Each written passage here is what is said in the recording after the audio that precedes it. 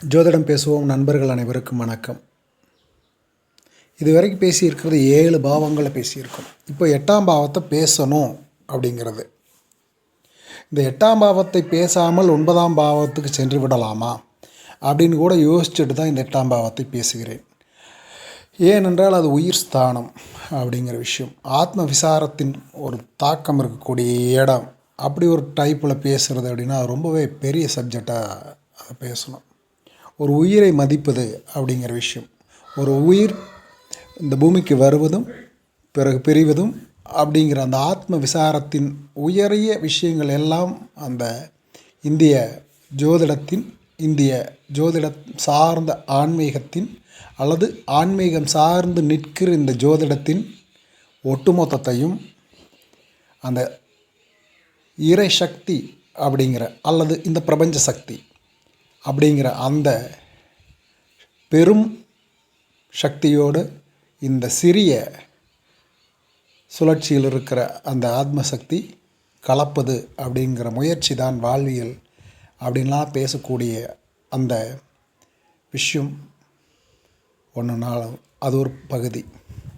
இன்னொரு சைடில் பார்த்திங்கன்னா இந்த உயிர் இந்த உடலில் அப்படிங்கிற கணிதத்தை செய்வதும் அந்த இடம் அப்படிங்கிற ஒரு விஷயம் வாழ்வியலோட ஒரு பகுதியாக. பிரம்மச்சரியம் கடைப்பிடிப்பது எல்லாருக்கும் சாத்தியமில்லை அப்படிங்கிற ஒரு விஷயத்தை புறம் தள்ளிவிட்டு அந்த ஆத்ம ஞானத்தில் விசாரத்தில் இருக்காதவர்களுக்கு அப்படின்னு ஒரு சைஸ் அந்த அந்த ஒரு ஒரு ஒரு பார்வையில் பார்க்குறோன்னா, குடும்பம் அப்படிங்கிற ஸ்தானமும் அதே தான். பல மர்மங்களும் பல அளவிடற்கரிய ஆற்றலும் கொண்ட ஒரு ஸ்தானத்தை ஒரு 10 நிமிஷத்தில் விளக்கிட முடியுமா உன்னால் அப்படின்னு கேட்டிங்க அப்படின்னா, ஒரு முழுமைப்படுத்தி சொல்வது அப்படிங்கிறதுக்கு ஒரு 4 மணி நேரம் டைம் கொடுத்தா கூட அதை முழுமையை நோக்கி சொல்லுவது அப்படிங்கிறதெல்லாம் சாத்தியமா அப்படிங்கிற கேள்வி இருக்கக்கூடிய இடம் இது. இந்த உணர்வு ஆன்மீகத்தின் சார்ந்து உயிர் சம்பந்தமான தேடல் ஒரு பிரம்மச்சரியின் பார்வையில் பேசணுமா, இதை ஒரு குடும்பஸ்தனின் நிலையில் பேசணுமா, அல்லது ஆன்மீகத்தின் மிக உயர்ந்த ஆத்மா அப்படிங்கிற விஷயத்தை பேசணுமாங்கிற பல கேள்விகளை உள்ளுக்குள்ளே ஓடிக்கிட்டே இருக்க இதை பேசுகிறதுங்கிறது ரொம்ப பெரிய சாத்தியமில்லாத விஷயம் அப்படின்னு நமக்கு பிரமிப்பு ஏற்பட்டு தோணி மறைச்சிட்டு அதுக்கப்புறம் பார்த்திங்க அப்படின்னா இந்த ஒவ்வொரு சொல்லும் இதில் இருக்கக்கூடிய அந்த ஆத்மாவை விளக்கக்கூடிய சொற்களை எழுதி இந்த வாழ்வியலில் அவர் எவ்வளவு காலம் இருப்பார் என்பதும் அவர் எப்படிப்பட்ட ஒரு சூழலில் இருப்பார் என்பதையும் அது பேசிக்கொண்டே இருக்கிறதா இருக்குது. அதே நேரத்தில் 12ஆம் இடம் மோட்சஸ்தானத்துக்கு சம்மந்தப்படக்கூடிய இந்த இடத்தையும் இந்த 8ஆம் இடத்தையும் இணைத்து பார்த்து ஒரு வகையில் கொண்டு வரலாமா அப்படிங்கிற ஒரு விஷயமும் இருக்குது. ஏனென்றால் இந்த 8ஆம் இடத்த ஆத்மா 12ஆம் இடமான இந்த மோட்சத்தை நோக்கி நகருகிற விஷயங்களுக்குள் இருக்கக்கூடிய பாவங்கள் எல்லாம் என்ன. 6ஆம் இடம் இந்த 12ஆம் இடத்தோடு நேர் ஆப்போசிட்டாக இருந்தாலும் கூட அதில் 8ஆம் இடத்தின் தாக்கம் இல்லாத 6ஆம் இடம் 8ஆம் இடம் 12ஆம் இடமெல்லாம் பேசும்போது 6ஆம் இடத்துக்கு கூட கடந்து வந்துட்டோம். இதை நம்மளால் கடக்க முடியுமாங்கிற கேள்விகள் ரொம்ப ஆழமாக போகிற அளவுக்கு இருக்குது. ஏன்னா அந்த மோட்சம் அப்படிங்கிற விஷயம். அப்போ ஆன்மீகம் பிரம்மச்சரியம் சார்ந்த வாழ்க்கையில் இருப்பவர்களுக்கு இதை விளக்கிட்டு இருக்கலாம், பேசலாம், சொல்லலாம் அப்படிங்கிற மாதிரி இருந்துச்சுன்னா, அப்போ ஆன்மீகம் சாராத குடும்பவியலில் இருப்பவர்களுக்கு என்ன அப்படிங்கிறது அந்த விஷயத்தையும் மிக நெடிய நிலையில் ரொம்ப ரொம்ப ரொம்ப ரொம்ப லாங்காக இன்டெப்த்தாக போய் பேசின எத்தனையோ ஞானிகள், எத்தனையோ ஞான நூல்கள் ஹிந்து மதத்தின் பல பகுதிகள் இருக்குது. அப்போ ஹிந்து மதம் சாராதவர்கள், முஸ்லீம் மதத்தில் இருப்பவர்கள், கிறிஸ்தவ மதத்தில் இருப்பவர்களுக்கெல்லாம் அது 8ஆம் இடம் அப்படிங்கிற விஷயம் என்ன அப்படிங்கிற விஷயத்தை விளக்குவது அப்படிங்கிறத அது வேறு. அவங்களுக்கு கிறிஸ்துவத்தில் இருப்பவர்களுக்கு பாவம் இங்கே செய்கிற பாவங்களுக்கெல்லாம் மன்னிப்பு கொடுக்கப்பட்டு கர்த்தரின் பாதத்துக்கு சென்று விடுகிறார்கள் அப்படிங்கிற விஷயமே முடிச்சிடுறாங்க. அதாவது அதுக்கு மறுபிறப்பு அப்படிங்கிற விஷயத்தை அவர்கள் பேசுவதில்லை. அப்படிங்கிற இடத்துல போகிறப்போ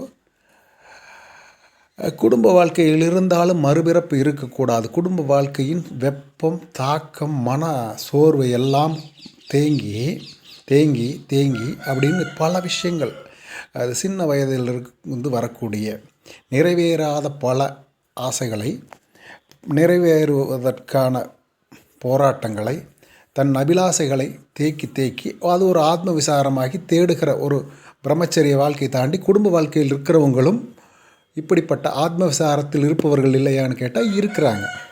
அவங்களுக்கான ஆத்மாவுக்கு இறை வழிபாடும், இறை வழிபாட்டை இறுதி மூச்சின் போது இறை வழிபாட்டை செய்வருகிற அந்த பக்தி நிலை, பக்தியில் தோய்ந்த நிலை அப்படிங்கிறது தான் மிக உயர்ந்த தன்மையும் அவங்கள கொண்டு சேர்க்கும் அப்படிங்கிறது.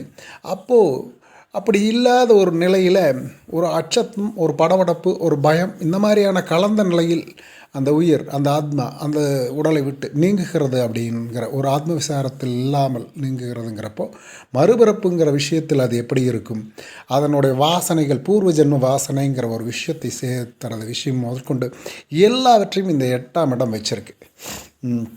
இங்கே பாவகிரகங்கள், அதாவது அந்த உயிர் பிரிகிற நேரத்தை குறித்து வைத்து சக்கரங்கள் போட்டு பார்க்குறப்போ அந்த இதையே பிறப்பு நிலையாக எடுத்து ஜாதகமாக அமைச்சு பார்த்தீங்க அப்படின்னா அதில் தனிஷ்ட பஞ்சமி அப்படின்னு சொல்கிற பல விஷயங்களை சொல்லியிருக்காங்க. அந்த ஆத்மாவுக்கு மோட்ச நிலை உண்டா தவிப்பா அப்படிங்கிற நிலை ஒன்று.